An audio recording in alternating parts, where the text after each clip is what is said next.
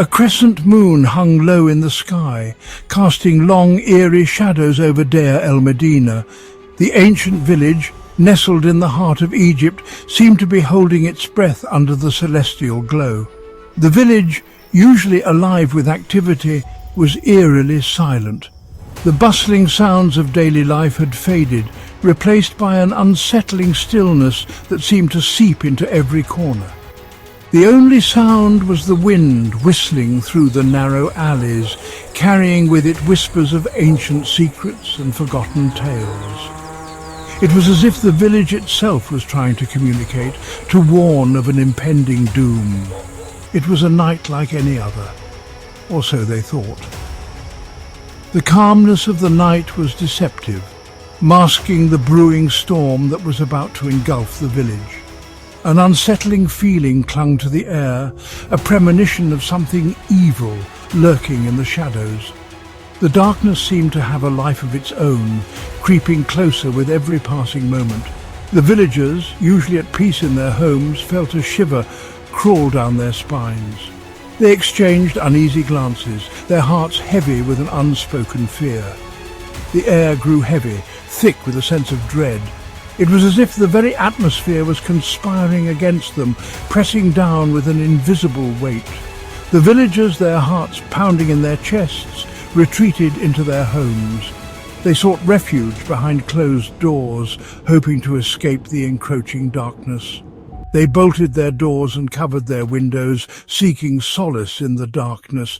But the sense of unease was relentless, gnawing at their minds. But even within their homes, they couldn't escape the feeling that something was terribly wrong. The walls that once provided comfort now felt like a prison, trapping them with their fears.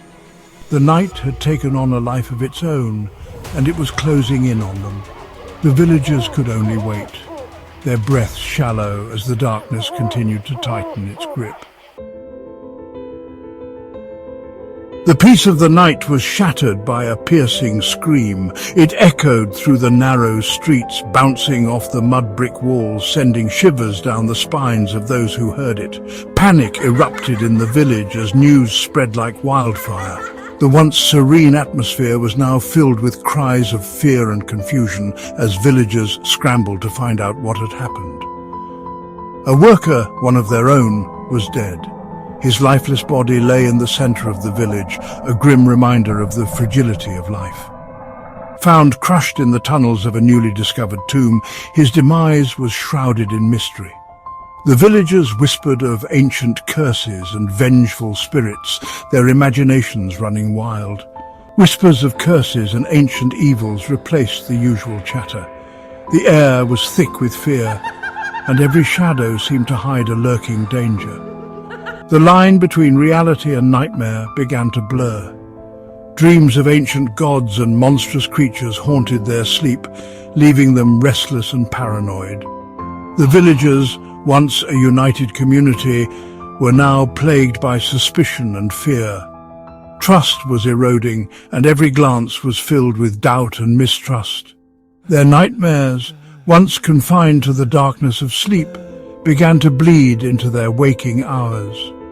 They saw shadows move where there were none and heard whispers in the wind. The weight of their collective fear pressed down on them, threatening to crush their sanity. Every day was a struggle to maintain a semblance of normalcy. The village, once a sanctuary, felt like a prison, a cage surrounded by unseen terrors. The once familiar paths now seemed like labyrinths leading to unknown horrors. The desert night echoed with screams. This time it was not a single voice, but a chorus of terror. Workers, returning from the tombs under the pale moonlight, swore they saw hands reaching out from the sand. Spectral hands, grasping at their ankles, dragging them towards the unforgiving earth. The villagers listened, their faces pale with terror. These were not drunken ramblings, but the terrified accounts of men who had looked into the abyss. The line between myth and reality had become blurred, and the villagers were trapped in the nightmarish in-between. Their once familiar world had become a haunting landscape of fear. Sleep offered no escape from the growing horror. Each night, the villagers were plagued by the same nightmare.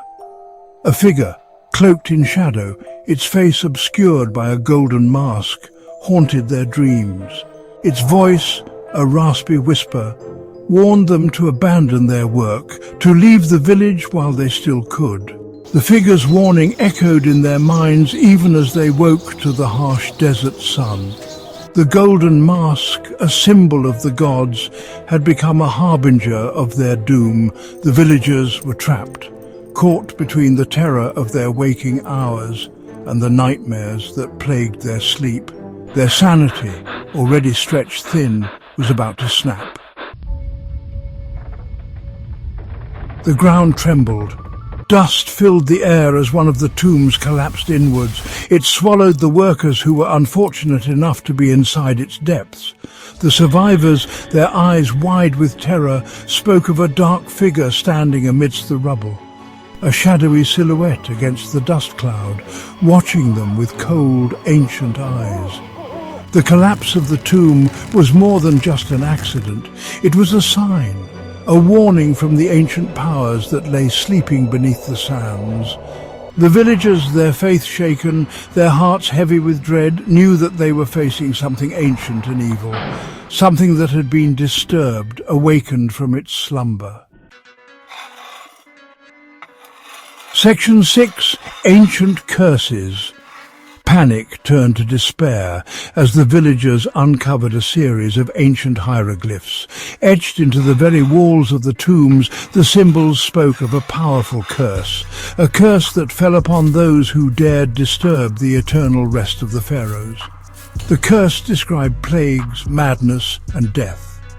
The villagers huddled together, their faces illuminated by the flickering light of torches. The hieroglyphs, once a source of fascination and wonder, were now a death sentence.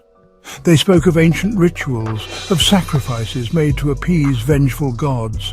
The air grew cold, as if the very presence of the curse had chilled them to the bone.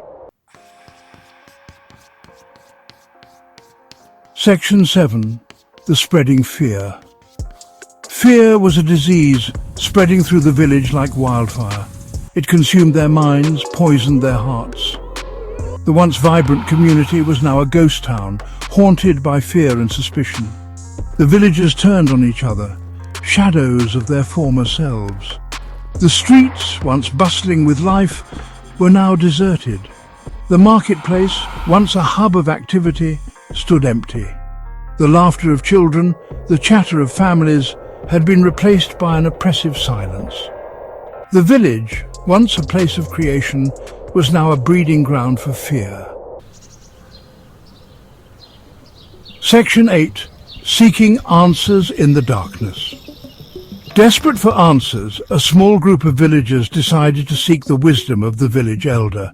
They had heard whispers of her knowledge, tales passed down through generations, speaking of her uncanny ability to see beyond the veil of the present and into the shadows of the past.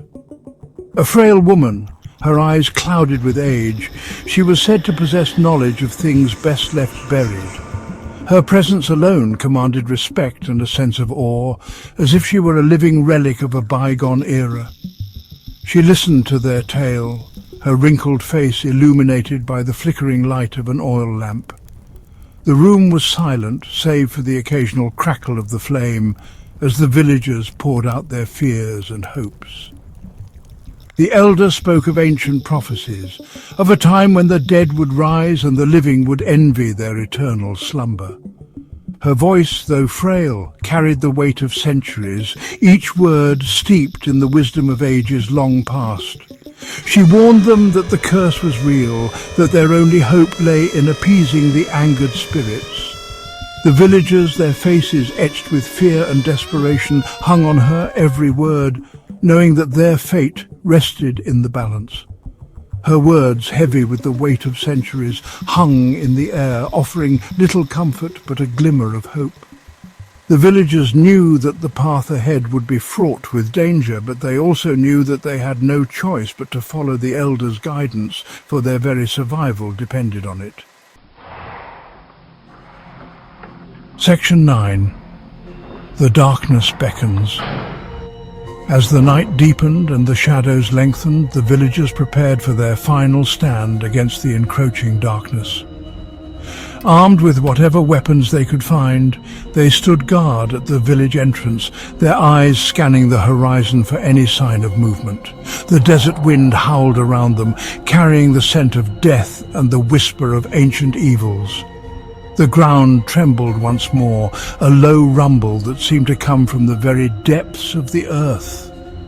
The villagers exchanged nervous glances, their grip tightening on their makeshift weapons. A sense of dread washed over them, cold and suffocating. Something was coming.